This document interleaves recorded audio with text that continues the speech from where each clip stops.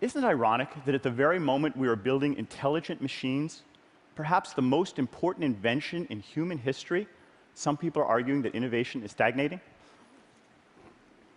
Like the first two industrial revolutions, the full implications of the new machine age are going to take at least a century to fully play out. But they are staggering. So, does that mean we have nothing to worry about? No. Technology is not destiny. Technology. Some would describe it as the forefront of modern society. With new products emerging every year, it can be hard to keep up to date.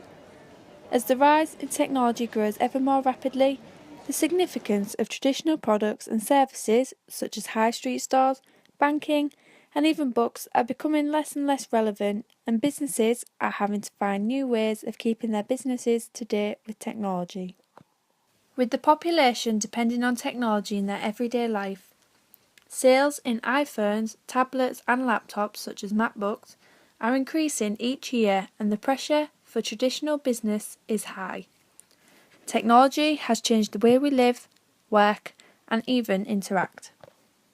Statistics show that 24% of teenagers go online almost constantly, facilitated by the widespread availability of smartphones.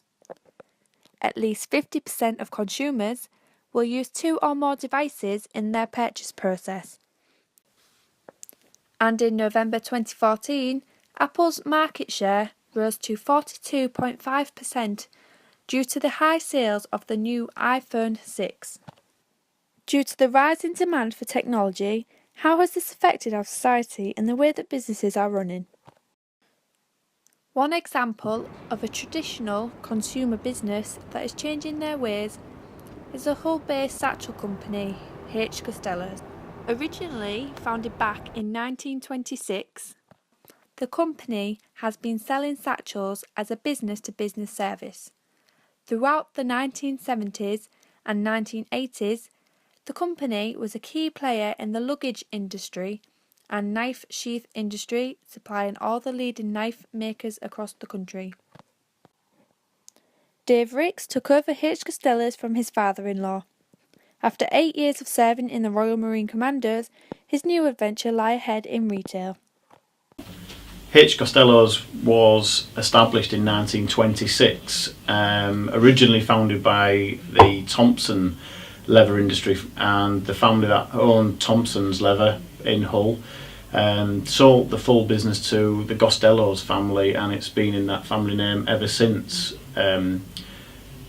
Since 1945, I believe the H.Gostelows company was one of the largest suitcase and satchel manufacturers in the UK, employing over 53 or 54 people with a purpose-built factory. We've since taken it on through my family, and we're now starting to move in different areas to cater for today and what the market is doing at this date now. And we are now catering for the cross and hard retail side of the market as well. Determined not to let his business fall under the radar, he now wants to take his services on a different adventure. Dave has recently been expanding his services into the hands of the public through his own branding, Cross and Hide. Whilst H.Gostelow produce satchels for other stores to sell, Cross and Hide focuses on selling straight to the customers. So our products that we're designing now have all had to be changed very slightly to cater for the technology that is out there today. MacBook Pros, iPhones, things like that. Our exec portfolio case that we've got, we sized that up to meet the MacBook Pro 15-inch specifically for that, so that a MacBook Pro would fit in there nice and snug and is catered for that, so that the MacBook doesn't move about inside there. Same thing for our other products. We have music cases that we used to have, which was 14-inch in width, and now it's 15.5 inches to cater for the MacBook Pro. So everything that we've been making in the past, the old satchels, music cases, we're now adapting them, moving the spacing and moving the sizes to allow them to cater for that technology that is out there today. However, Thanks to online marketing through Etsy, Facebook, Twitter and Amazon, Dave has managed to rapidly increase his business to customer service sales in just over 4 months. Dave has also had success with interest from X Factor runner-up Lauren Platt after communication through social media. This success has led to more sales for his new business and is a good example of just how powerful technology can be. But it's not just Dave whose business has taken a beating from the rise in online and technology products. High street stores such as Comet, HMV and Blockbuster have either closed completely or have been forced to shut down several stores throughout the UK due to a change in shopping habits and technology growth. Statistics posted by the Daily Mail found that 5,839 shops shut down in 2014, while 4,852 opened, with net store closures rising to 987, nearly 3 times the 371 posted in 2013. A big issue that Dave is hoping to avoid. However, it's not just retail that's taken a plunge into technology-focused techniques. The advancement and demand for technology has also pressured other areas of society. Dave Keegan, a deacon in the Methodist Church in Blackburn, has introduced technology to his congregation in the hopes of changing the perception of church services and to introduce new and exciting ways to lead sermons. Traditionally, for a worship service, we use hymn books to obviously help us sing. We use pieces of paper with prayers on or responses. But now with technology, we can put the hymn words on the screen, which releases people to use their hands. It's really good using the multimedia because we can use pictures, we can show videos that all relate to the theme of the day, and it just helps people understand and to relate to the ideas and the stories maybe and the concepts that are being talked about and prayed about on that particular day. Multimedia is really uplifting to use in the service. It's a contemporary slant on worship. We can use pictures, sound, visuals. It helps us lift our voices and to reflect upon God in different ways rather than using our hymn books to worship God. This new approach may enhance the production and interest in the traditional church sermons, but how have the congregation felt about the new instalments? Initially, when we first mentioned it, some of the congregation weren't too keen and they weren't sure how it would go. Some of them didn't like the idea of changing over from something that they knew really well and they'd had for years to something that they might think that would be out of their control. But over the 18 months, 2 years that we've been doing it, a lot of those people who are a bit unsure about it have quite liked it. One, because they've realised that it's not a threat to the way they do worship, but also they've seen that the other people that come in, particularly the mums and the families, can relate to this kind of way of presenting the message. Some people in the congregation are very traditional and like using hymn books, but actually they've come round to it and enjoy using the screens in worship. As the new digital revolution is upon us, it's important that we introduce new strategies for the future that are digitally focused.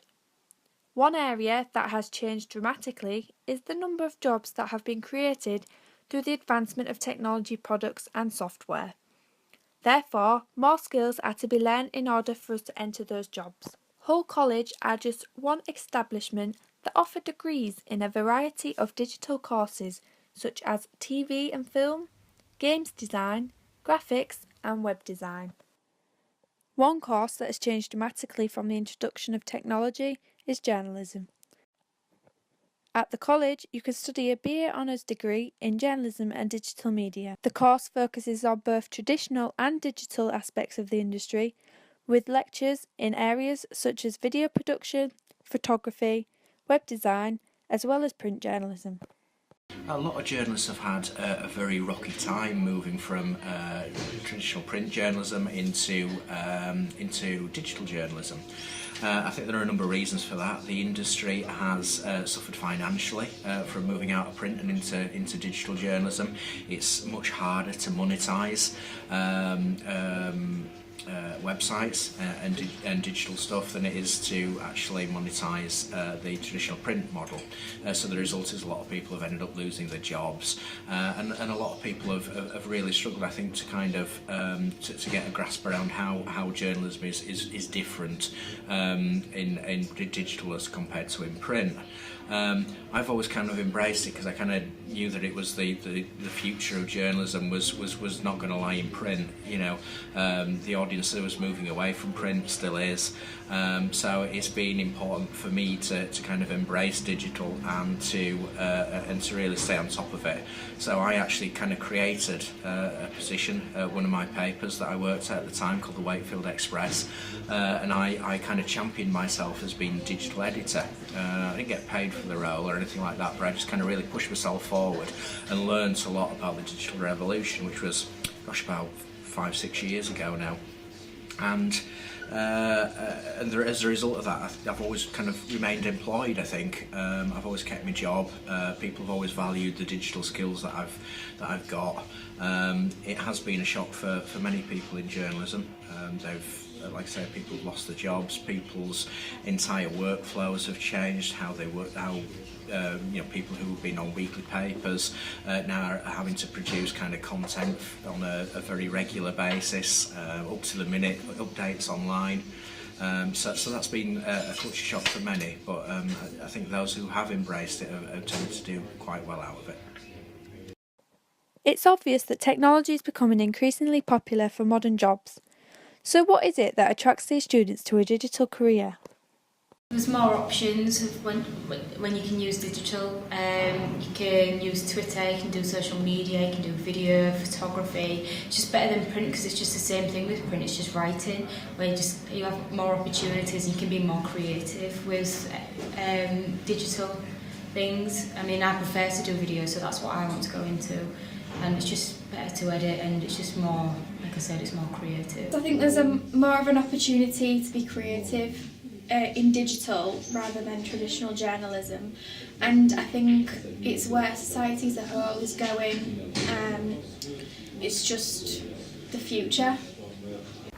With all the advancement of technology in recent years and the changes in society, how is the future looking for ourselves and the way that we live in the new digital age? In journalism particularly, there are still going to be an awful lot of jobs going in the future, as long as, crucially, you've got those digital skills. There are still people who come on journalism courses who think journalism is all just about writing, it's not about multimedia, it's not about using applications or your mobile phone to do journalism, it's all about writing, and that's not true.